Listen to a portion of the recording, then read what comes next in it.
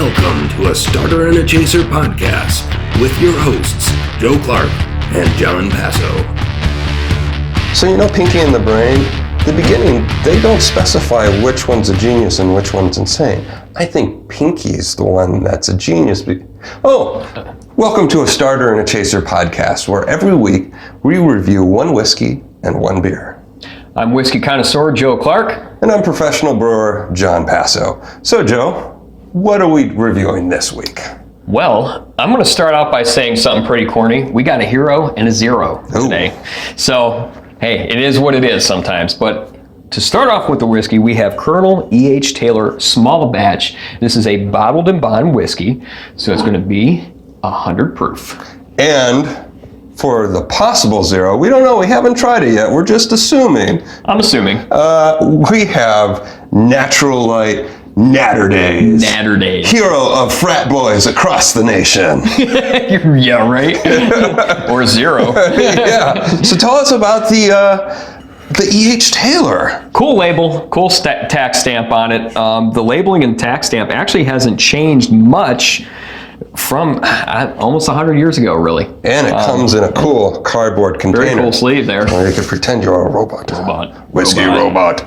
So Colonel E.H. Taylor, the man himself, actually played a big role in the Bottled and Bond Act himself. He actually got a group of guys together, and they were kind of the guys who started the whole Bottled and Bond Act to bring you a very good, solid product. Most E.H. Taylor whiskeys are bottled and bond. Some of them are not, like their barrel proof offering. His distilling personally began about the end of the Civil War. Okay. It is aged in houses built by Colonel E.H. Taylor today. It is also a Buffalo Trace product, which is one of my all-time top distilleries because they're good. Okay, my opinion. I've been there as well. I've actually been to the production facility. It is impressive. I'm a fan of Buffalo Trace as well. Absolutely. And so I'm excited to try this one. It's a good drink, man. It is definitely a good drink. I am a huge fan of this. A lot of people kind of rip on me a little bit because I actually like the small batch version, which we are drinking today, versus the single barrel. I enjoy it. I just find it more pleasing to me. That's all. And usually I'm a big single barrel guy. Well, we have it poured here. We do. So let's take a look at it. Nice. That is a little bit of a kind of burnt caramel orange. Hints of kind of brown in there too. It's interesting. It lingers. It's kind of medium in thickness on the juice itself. Kind of light. I don't know. It's pretty light. The legs come down pretty quick. What do you get on the nose for this? Okay, so Buffalo Trace products in general, as I was saying actually earlier to you, we were having a little conversation. They are very powerful on the nose. When you open their bottles, you walk into a room, you can smell them. Like when we walk over to this area, it's very powerful to me. Very floral. They are very heavy on the caramel, heavy on the vanilla. Okay. I get a lot of the kind of this, to me, clear my nose here for a second. Dark fruit, a lot of the stone fruits. Okay. So, I think we should just rip right into this. Yeah, let's do it. It is not always a readily available. It is limited quantity. They come out a couple times a year, a few times a year, or something like that. So, all right, let's do it. All right. Slanja.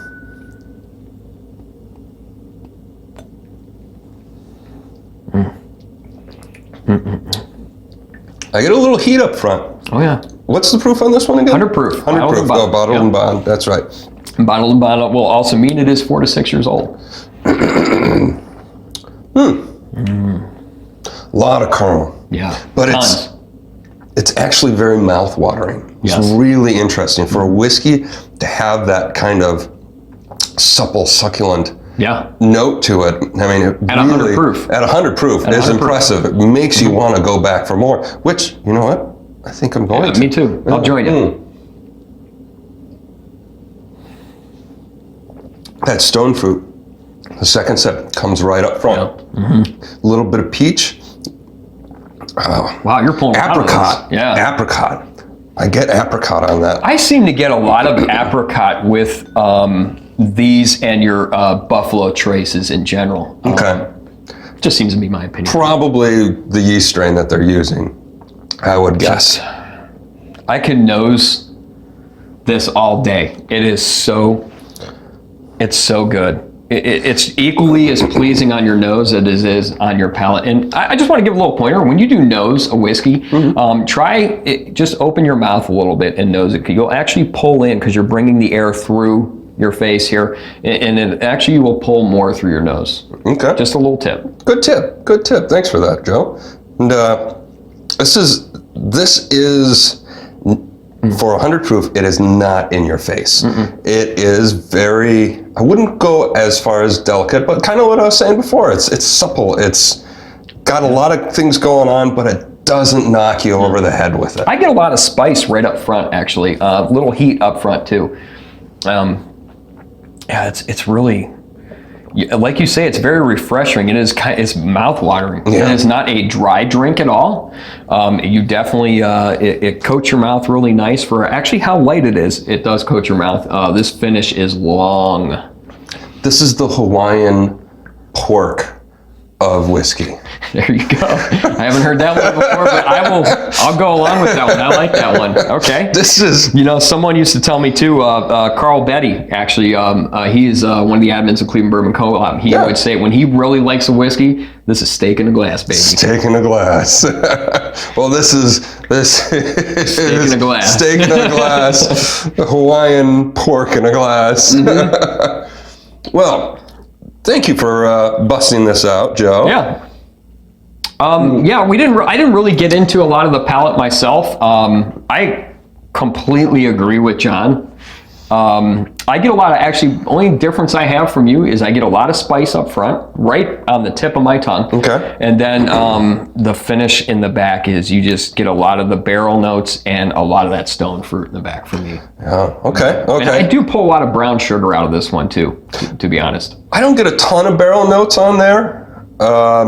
I do get a little bit, but I don't get a lot. It's mostly that stone fruit and caramel that I'm pulling from this. Yeah, a lot of caramel. Yep. Wow, this was a really cool one. Thank you. Yeah. And by the way, if you're watching us on YouTube, be sure to hit like, subscribe, hit the bell icon so that you can actually get notifications of when we publish a new episode. We publish a new review every Wednesday, and eventually we're going to start incorporating some on-the-spot location shoots like at Fatheads Brewing Company or Buffalo Trace. Eventually we're going to start working those in, personal collections as well. And if you want to email us about that, shoot us an email at whiskeyandbeer@starterandchaser.com. We're going to take a quick break here, and we're going to get into Naturdays, brah. Naturdays. Naturday. It's not Saturday, it's Naturday, bro. I'm feeling like lemonade and strawberries and beer. Sounds horrible. God help us. Welcome back. Starter and Chaser podcast. We are now on the Chaser, and boy, do we have he said a hero. What do we got, A possible John? hero. We don't know. From Anheuser-Busch. What do you mean, bro? We have Natural Light Naturdays. Natural Light was formed in 1977. It was Anheuser-Busch's first light beer that they actually produced, and it's gained a lot of popularity, especially in the college frat circle. And Naturday is kind of a slang word that people that enjoy a lot of natural light It's like, how can we drink punch and beer at the exact same time? Well, that's where they spun off with Naturdays. It is a beer with strawberry and lemonade flavors, natural flavors. Is it infused? So this isn't even strawberries and lemonade. It's just flavored. It's 4.2% ABV, which you would expect from a light beer. But enough about the postulation of how bad this might be. Let's dive right in. And by the way, this is really cool because this is our first donated bottle. Our mutual childhood friend, Joe Davis, and his lovely wife donated a couple cans of this for us to review. That case is cans. I've heard of another really good beer, and it's supposed to be the best. It's Milwaukee's best. The beast. I bet it's maybe a competitor. I used to, back in my college days, take the beast, crack the top just a little bit to let the CO2 out, and then put it in the freezer for about 20 minutes because water freezes at a higher temperature than alcohol does, so it just condensed the beer, and I got higher alcohol, a little bit more flavor from it, but it was still terrible. That's really interesting. Well, this one is as clear as you can be with a beer. I mean, this is close to water. Wow, it's got just a light yellow color to it. It's like oh my God. It's like, what do I drink sometimes? Those canned, I'm always, because I drink pretty much water all the time. Coconut water? Soda water. Okay, yeah. What else drinking over? LaCroix and stuff. There's not much more tint to it. Wow. What do you get on the nose? What do you get on the nose? I'm curious about this because... Well, I don't even have to stick my face in it, and I get lemonade, strawberries, and... Natty Light. Let's just go right into it. We're not going to get all complex. Yeah, not on this one. Dear God. This is exactly what it says it is. It is lemonade, it is strawberries, and it's natural light. And it is not even, you can taste all three, but it's artificial. It's like high fructose corn syrup. It's like a soda pop. It's really weird.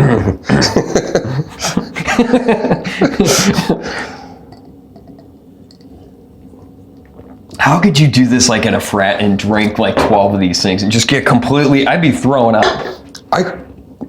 I don't know. It's been a long time since my college days. So this would be bad. This would be a bad thing to do to yourself. It may be great in the beginning because I can see being 21, buying this and be like, this is awesome, man. Like Mike's Hard Lemonade and all that shit that's out there. Right? That's a good point. Yeah. What was our day? Zima. You could tell I had some memories there. You only had to be 13 to buy Zima. It was the exception to the rule. Yeah. This, for what it is supposed to be, it is on par. I mean, it's exactly what it's advertised, and I feel like they are marketing to their niche with this. I mean, you got the pink flamingos on the front. I mean, they went the whole 9 yards with marketing on this one, and for what it's supposed to be, it's absolutely on par. Whether it's good, well, we'll save our thoughts whether it's a thumbs up or thumbs down at the end. From Curly H. Dinner to Naturdays. Wow. That'd be a bad Saturday. Wait a minute, it is Saturday. Oh, God, it is Saturday. We're having a Naturdays, man. I'm going to be real with you guys right now. Okay, should we prepare ourselves? Yeah, I don't have to throw up. It's actually not as bad as I thought it would be. I would drink this over Natty Light. I would drink Natty Light over this. Really? I think it's. I don't know. Natty Light's pretty bad to me, dude. Yes, and that's why I would drink it over this. Because I've always been like, God, if they just threw something else in Natural Light to make it better, I don't know. Would I drink this to keep drinking it? It's just, I'll never drink this again. But it's not as bad as I thought it would be. Honestly, it's not. It's not as bad as I thought it would be as well, but that being said, this is pretty bad. I'm done with it. Yeah. I'm not gonna drink 4 sips? Yeah. I took more sips than I thought I would take of it. I agree. That's it, man. Yeah. I'm pretty much over this one. I'm going to do one more just for the road, just to torture myself. But if you enjoyed this episode, be sure to like us on Facebook, Instagram, YouTube, hit the subscribe button, hit the bell so you get notifications. You said we're on all the podcast stations? Anchor FM, Apple Podcasts, Google Podcasts, Breaker, Beaker, Spotify. We'll put all the links pretty soon here within the next couple episodes we're watching. We're going to start updating all of our Facebook, YouTube, and all that. And you guys will be able to cruise around and just listen to it on your headphones. Yeah, so I hope you guys enjoyed, but we got to give you our final thoughts. Yes. Colonel E.H. Taylor, Joe. 4 thumbs up. 4 thumbs up. That's a lot of thumbs. Two. I would give it 10 thumbs up. If I get 2 thumbs up on this. That was an amazing drink. I mean, absolutely astonishingly good. Hard to beat. Naturdays. I almost want to crush this against my skull like a frat boy. Thumbs up, thumbs down. What do you think, Joe? No thumbs, not up or down. I'm gonna let this one slide. We're gonna keep our thumbs in our pockets. 2 thumbs down, way down. It's not beer. That was abysmal. But I hope it was entertaining for you. Our suffering, we do it all for you. But we'll catch you guys next Wednesday for another episode of A Starter and a Chaser. Thanks for joining us. We'll see you next week. Now, I think Pinky is the one that's the genius because he's actually the one that's always sabotaging the brain's operations. Sometimes he comes up with the better ideas.